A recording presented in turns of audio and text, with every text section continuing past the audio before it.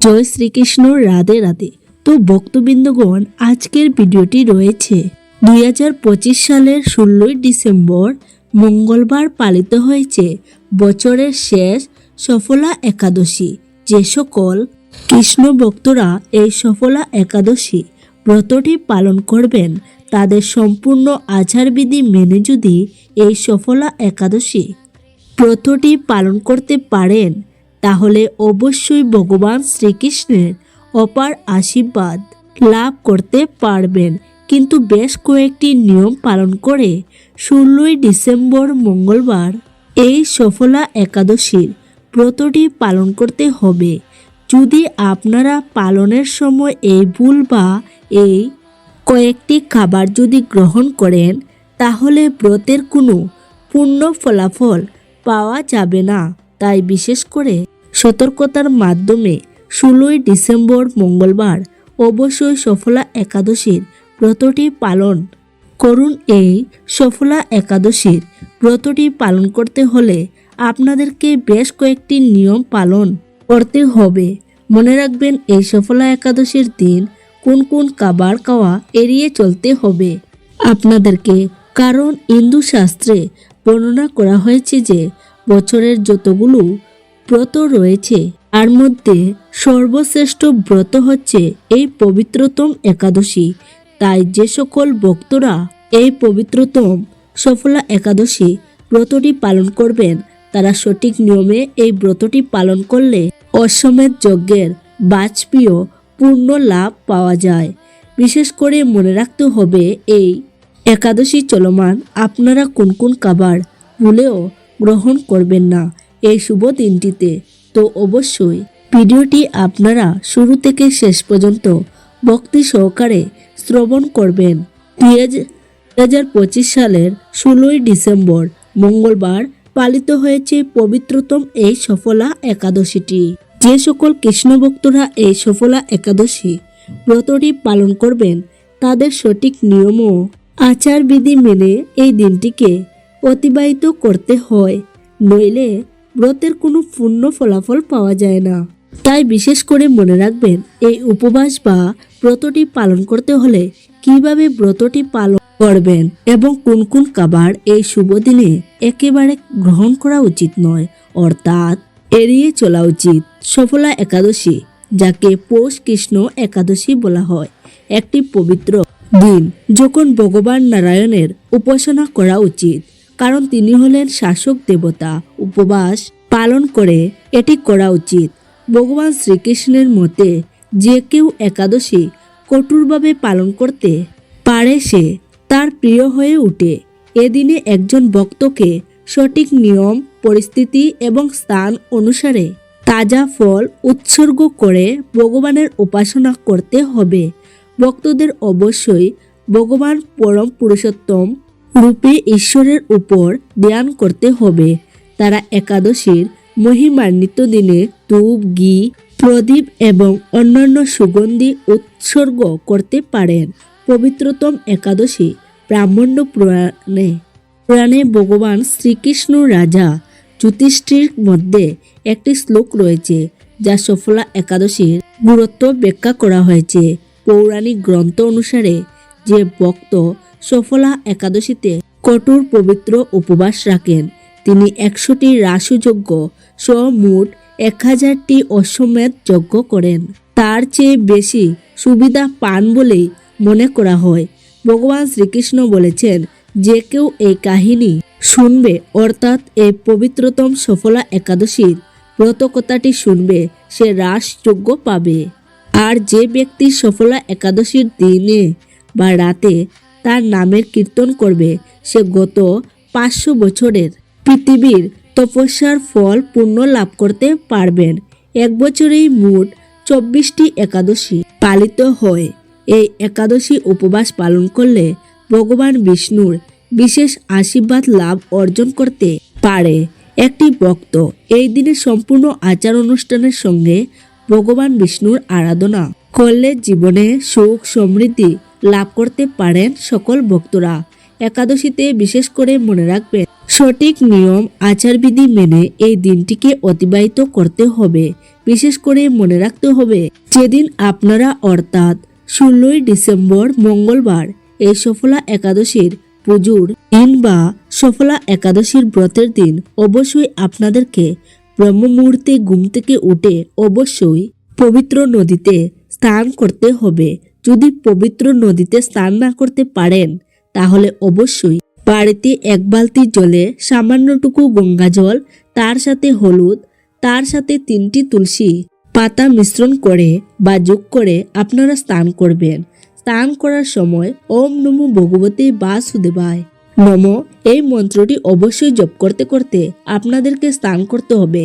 স্নান করার পর অবশ্যই হলুদ পোশাক পরিধান করবেন। এই শুভ দিনে কিছুতেই কালো বস্ত্র পরিধান করা যাবে না, অর্থাৎ এড়িয়ে চলতে হবে। স্নান করার পর সূর্যদেবকে অগ্র নিবেদন করবেন, তা অত্যন্ত শুভ হতে পারে আপনাদের জন্য এবং ভগবান বিষ্ণুর পূজার জন্য। বিশেষ করে ভগবান বিষ্ণু যে স্থানে রয়েছে সেই স্থানটি ভালো করে পরিষ্কার করতে হবে, যাতে কোথাও ময়লা বা আবর্জনা না লেগে থাকে। ভগবান বিষ্ণুর পূজা করার সময় কপালে সাদা চন্দন বা গোপী চন্দন লাগাবেন। ভগবান বিষ্ণুর পুজোর জন্য পঞ্চামৃত তৈরি করবেন। এরপর পঞ্চামৃত এবং যে কোনো মৌসুমী ফল নিবেদন করবেন।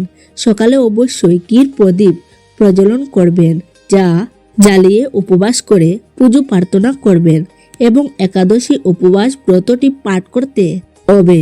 বিশেষ করে মনে রাখতে হবে একাদশী উপবাস চলাকালীন ভগবান বিষ্ণুকে অবশ্যই আপনারা হলুদ ফল, হলুদ ফুল, মিষ্টান্ন অবশ্যই নিবেদন করতে হবে। ভগবান বিষ্ণুর নৈবেদ্য অবশ্যই তুলসীপত্র যোগ করবেন। যদি আপনারা তুলসীপত্র যোগ না করেন তাহলে পুজোর কোনো পূর্ণ ফলাফল পাওয়া যায় না এবং অবশ্যই পুজোর শেষে সেই প্রসাদ বা সেই নৈবেদ্য পরিবারের সকলের মধ্যে নিবেদন করবেন। আর আপনি যদি অবশ্যই যদি ফলমূলাদি গ্রহণ করে ব্রতটি সম্পূর্ণ করেন তাহলে দুপুর 12টার পর আপনারা ফলমূল গ্রহণ করতে পারো। অবশ্যই মনে রাখ দুপুর 12টার আগে কিছুতেই ফলমূল গ্রহণ করবেন না। আর যে সকল ভক্তরা নির্জলা অর্থাৎ জল ছাড়া ব্রতটি পালন করবেন তারা অবশ্যই পরের দিন অর্থাৎ 17ই ডিসেম্বর বুধবার পারণের সময় পারণ সম্পূর্ণ করে যে কোনো খাবার গ্রহণ করতে পারেন। কিন্তু এই শুভ দিনে অর্থাৎ পারণের দিন কোনো মতেই আমিষ খাবার গ্রহণ করবেন না, নিরামিষ খাবার গ্রহণ করতে হবে এই পারণের দিনে। যেহেতু সফলা একাদশী হলো হাজার হাজার বছর তপস্যায় যে ফল লাভ হয় না, একমাত্র সফলা একাদশীতে রাত্রি জাগরণ করে ভগবান শ্রীকৃষ্ণের নাম গুণাদি কীর্তন করতে পারলে তা অনায়াসে প্রাপ্ত হওয়া যায়। সফলা একাদশী তিথি সর্বপাপ বিনাশক এবং সর্বশুভ দায়ক। সফলা একাদশীর ব্রত চরণকারীরা জাগতিক সুখ ও পারে মুক্তি লাভ করতে পারে। এই ব্রতে যারা শ্রদ্ধাশীল তারাই ধন্য, তাদের জন্ম সার্থক, এতে কোনো সন্দেহ নেই। সফলা একাদশী ব্রত পাঠ এবং শ্রবণের রাসযজ্ঞের পূর্ণ ফল লাভ করতে পারবেন আপনারা। একাদশী উপবাসের প্রধান উপকারিতা হলো এই দিন উপবাস করলে যে কোনো ব্যক্তি পুণ্যবান হতে পারে। অন্যদিকে এটি পূর্বের জন্মে এবং এমনকি এই জন্মে করা পাপও দূর করতে পারে। এই উপবাস ভগবান বিষ্ণুর আশীর্বাদ লাভ করে এবং পরিবারে সুখ সমৃদ্ধি এবং শান্তি বয়ে আনে। এই দিনে ব্রত এবং উপবাস পালন করলে হাজার হাজার বছরের তপস্যার সুফল পাওয়া যায়। সূর্যগ্রহণের পর গঙ্গায় পবিত্র স্নানের চেয়ে এই দিনের উপবাসের মাধ্যমে আরো বেশি সুফল পাওয়া যায়। নিষ্ঠা ও আন্তরিকতার সাথে সফলা একাদশী ব্রত পালন করলে মানুষের মন হৃদয় শুদ্ধ হয়, মৃত্যুর পরে মুক্তির প্রবেশের জন্য লাভ করে। অবশ্যই আপনারা সঠিক নিয়ম আচারবিধি মেনে এই একাদশীর ব্রতটি অবশ্যই পূর্ণ নিষ্ঠার সাথে ব্রতটি পালন করুন। কিন্তু বিশেষ করে মনে রাখবেন এই সফলা একাদশীর দিন কোন কোন খাবার এবং কোন কোন কাজ করা থেকে আপনাদেরকে এড়িয়ে চলতে হবে। বিশেষ করে মনে রাখবেন এই একাদশীতে অসুস্থ এবং তুলসী পাতা ছেঁড়া উচিত নয়। ভুল করেও এই দিন কথিত আছে যে কেউ যদি এই দিনে কখনো গাঁদা ফুল ছাড়া গ্রহণ করেন তা খুবই শুভ। বাগানে যদি গাঁদা ফুলের গাছ পুঁতেন তাহলে তা উত্তর দিকে লাগাতে পারেন। মনে করা হয় যে গাঁদা ফুল ভগবান বিষ্ণুর খুবই প্রিয়। এই একাদশী উপবাস করলে কোনো ব্যক্তি যে কাজে সাফল্য পেতে শুরু করবেন। বিশ্বাস করা হয় যে এই একাদশীতে উপবাস বা জাগরণ করলে একজন ব্যক্তি এই জগতে খ্যাতি লাভ করে এবং অবশেষে মোক্ষ লাভ অর্জন করতে পারেন। কিন্তু বিশেষ করে মনে রাখতে হবে এই সফলা একাদশী চলমান কোন কোন খাবার আপনাদেরকে এড়িয়ে চলতে হবে এই শুভ দিনে। তো অবশ্যই শ্রবণ করুন সফলা একাদশী ব্রত পালনের সঠিক নিয়মাবলী, অর্থাৎ এই শুভ দিনে আপনারা কোন কোন খাবার এড়িয়ে চলবেন। সমর্থ পক্ষে দশমীতে একাহার, একাদশীতে নিরাহার ও দ্বাদশীতে একাহার করবেন। তা ওতে অসমর্থ পক্ষে শুধুমাত্র একাদশীতে অনাহার থাকিতে হবে। যদি এত অসমর্থ হন তাহলে একাদশীতে পঞ্চরবিশস্য বর্জন করতে হবে। বিশেষ করে মনে রাখতে হবে একাদশীতে পঞ্চরবিশস্যের মধ্যে রয়েছে ধান থেকে যে সকল খাদ্য আমরা পাই, চাল, মুড়ি, চিরা, খই ইত্যাদি এড়িয়ে চলতে হবে। গম জাতীয় আটা, ময়দা, সুজি, পাউরুটি, হরলিক্স, বিস্কুট, জব বা ভুট্টা জাতীয় ছাতু, ভুট্টার খই ইত্যাদি ডাল জাতীয় অর্থাৎ সব ধরনের ডাল এড়িয়ে চলতে হবে। সবজির মধ্যে রয়েছে বরবটি, মটরশুঁটি, বেগুন, টমেটো, মূলা, গাজর ইত্যাদি। তৈল থেকে যে সমস্ত পাই অর্থাৎ সরষের তেল, সয়াবিন তেল, তিল তেল ইত্যাদি আপনাদেরকে এই একাদশী চলমান এড়িয়ে চলতে হবে। যদি এগুলো গ্রহণ করেন একাদশী চলমান তাহলে ব্রতের কোনো পূর্ণ সফল পাওয়া যায় না, অর্থাৎ ব্রতটি সম্পূর্ণরূপে নষ্ট হয়ে যায়। যারা সাত্ত্বিক আরোহী নন অর্থাৎ চা, বিড়ি, সিগারেট, পান, কফি ইত্যাদি এই সফলা একাদশীতে যদি গ্রহণ করেন তাহলে ব্রতের কোনো পূর্ণ ফলাফল পাওয়া যাবে না, অর্থাৎ ব্রত চলমান এগুলো গ্রহণ করা সব থেকে অশুভ হতে পারে আপনাদের জন্য। একাদশী করলে যে কেবল নিজের জীবনের সদ্গতি হবে তা নয়, নিজের প্রয়াত পিতামাতা নরকবাসী হলে তারাও নরক থেকে উদ্ধার পাবে। যদি কেউ কোনো বিধিনিষেধ পালন ছাড়াই উদ্দেশ্যহীনভাবে একাদশী তাকে ওই ব্যক্তির একাদশী সম্পূর্ণ ফল পাবে। একাদশীতে অন্নভোজন করলে নিজেও নরকবাসী হয়, অন্য কেউ একাদশীর দিন অন্নভোজন করালেও তেমনি নরকবাসী হয়। কাজেই আমাদের সকলের উদ্দেশ্য এই সফলা একাদশীতে সম্পূর্ণরূপে ব্রতটি পালন করা এবং পঞ্চরবিশস্য বাদ দিয়ে এই ব্রতটি সম্পূর্ণ অর্থাৎ নিষ্ঠাভাবে পালন করতে হবে।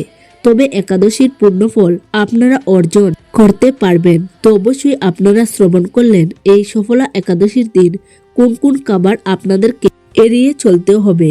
আর অবশ্যই 16 ডিসেম্বর মঙ্গলবার আজকের দিনে শ্রবণ করুন সফলা একাদশীর ব্রত কথাটি, যেটি শ্রবণ না করলে আপনার ব্রতটি কিছুতেই সম্পূর্ণ হবে না। তাই ভক্তি সহকারে শ্রবণ করুন সফলা একাদশীর ব্রত কথাটি। পৌষ মাসের কৃষ্ণপক্ষে সফলা একাদশী ব্রত মাহাত্ম্য ব্রাহ্মণ পুরাণে যুধিষ্ঠির শ্রীকৃষ্ণের সংবাদে বর্ণিত আছে। একদিন মহারাজ যুধিষ্ঠির ভগবান শ্রীকৃষ্ণকে জিজ্ঞাসা করলেন, হে প্রভু, হে মধুসূদন, পৌষ মাসের কৃষ্ণপক্ষের একাদশীর নাম কি? এই ব্রতের মাহাত্ম্য কি? ব্রত পালন বিধি বাকি এবং পূজ্য দেবতাকে সে বিষয়ে আমার কৌতূহল নিবারণ করুন। যুধিষ্ঠির মহারাজের জানার ব্যাকুলতা দেখে ভগবান শ্রীকৃষ্ণ প্রসন্ন চিত্তে বলতে লাগলেন, হে রাজন, আপনার প্রতি স্নেহবশত এখন আমি সেই পবিত্র ব্রত মাহাত্ম্য বর্ণনা করছি, মনোযোগ দিয়ে তা শ্রবণ করুন। এই ব্রত আমাকে যেরকম সন্তুষ্ট করে বহু দান দক্ষিণাযুক্ত যুগাদি দ্বারা আমি সেরকম সন্তুষ্ট হই না, তাই যত্ন সহকারে এই ব্রত পালন করা অবশ্যই কর্তব্য। পৌষের কৃষ্ণপক্ষে একাদশী সফলা নামে প্রসিদ্ধ। নাগদের মধ্যে যেমন শেষনাগ পক্ষীদের মধ্যে গরুর মানুষের মধ্যে ব্রাহ্মণ দেবতার মধ্যে নারায়ণ সর্বশ্রেষ্ঠ, তেমনি সকল ব্রতের মধ্যে একাদশী সর্বশ্রেষ্ঠ। এ রাজন, এই একাদশী ব্রত পালনকারী আমার কাছে অত্যন্ত প্রিয়। তাদের এই জগতে ধনলাভ, পরজগতে মুক্ত লাভ, হাজার হাজার বছর তপস্যার যে ফল লাভ হয় না, একমাত্র সফলা একাদশীতে রাত্রি জাগরণের ফলে তা অনায়াসে প্রাপ্ত হওয়া যায়। চম্পাবতী নগরে মহিমিত নামে এক প্রসিদ্ধ রাজা বাস করতেন। রাজার 4 পুত্র ছিল, কিন্তু তার জ্যেষ্ঠ পুত্র লুম্বক সর্বদা পরস্ত্রী গ্রমণ, মদ্যপান প্রভৃতি অসৎকর্মে লিপ্ত ছিল। সে সর্বক্ষণ ব্রাহ্মণ, বৈষ্ণব ও দেবতাদের নিন্দা করত। পুত্রের আচরণে ক্রুদ্ধ হয়ে রাজার শান্তি রক্ষার্থে রাজা তাকে রাজ্য থেকে বার করে দিলেন। স্ত্রী, পুত্র, পিতা, মাতা, আত্মীয় স্বজন পরিত্যক্ত হয়ে সে ঘুরতে ঘুরতে এক গভীর বনে প্রবেশ করল। জীবন ধারণের জন্য সেই বনে কখনো জীবহত্যা, আবার কখনো চুরি করতে লাগলো। কিছুদিন পরে সে একদিন নগরের প্রহরীদের হাতে ধরা পড়ল, কিন্তু রাজপুত্র বলে চিনতে পেরে সে অপরাধ থেকে মুক্তি দিল। পুনরায় সে বনে গিয়ে জীবহত্যা, ফলমূল আহার করে জীবন ধারণ করতে লাগলো। ওই বনে বহু বছরের একটি পুরনো প্রকাণ্ড অসুস্থ বৃক্ষ ছিল। এখানে ভগবান শ্রীকৃষ্ণ বাসুদেব বিরাজমান বলে বৃক্ষটির দেবত্ব প্রাপ্ত হয়েছে। সেই বৃক্ষতলে পাপ বুদ্ধি সম্পূর্ণ লুম্বক অজান্তে বাস করত। বহুদিন পর তার পূর্বজন্মের পুণ্যের ফলে সে পৌষ মাসের দশমীর দিন কেবল ফল আহার করে দিন অতিবাহিত করল। কিন্তু রাত্রিতে অসহ্য শীতের প্রকোপে সে মৃতপ্রায় হয়ে রাত্রি যাপন করল। পরের দিন সূর্যোদয় হলেও সে অচেতন হয়ে পড়ে রইল। দুপুরের দিকে তার চেতনা ফিরল। ক্ষুধা নিবারণের জন্য সে অতি কষ্টে কিছু ফল সংগ্রহ করলো। এরপর সে বৃক্ষতলে এসে পুনরায় বিশ্রাম করতে লাগলো। রাত্রিতে খাদ্য অভাবে সে ক্রমশ দুর্বল হয়ে পড়ল। সে প্রাণ রক্ষার্থে ঈশ্বরের উদ্দেশ্যে ফলগুলো নিয়ে, হে ভগবান, আমার কি গতি হবে বলে অশ্রুপাত করতে করতে সে বৃক্ষতলে, এ লক্ষ্মীপতি নারায়ণ, আপনি প্রসন্ন হন বলে নিবেদন করল। এভাবে সে অনিদ্রায় অনাহারে কোনোভাবে রাত্রি যাপন করল। ভগবান নারায়ণের সেই পাপী লুম্বকে রাত্রি জাগরণে, একাদশীর জাগরণ এবং ফল অর্পণকে পুজো বলে গ্রহণ করলেন। এইভাবে অজ্ঞাত সারে লুম্বকের সফলা একাদশী ব্রতটি সম্পূর্ণ হয়। আতকালে আকাশের দৈববাণী হল, হে পুত্র, তুমি সফলা ব্রতের পূর্ণ প্রভাবে রাজ্যে প্রাপ্ত হয়েছ। সেই দৈববাণী শোনা মাত্রই লুম্বক দৈবরূপে প্রাপ্ত হলো। তার পাপ বুদ্ধি দূর হলো। সে নিজেই নিকৃষ্টতম রাজ্য লাভ করল। স্ত্রী পুত্র সহ কিছুকাল রাজ্য সুখ ভোগ করে পুত্রের উপর রাজ্যভার অর্পণ করে সন্ন্যাস আশ্রম গ্রহণ করল।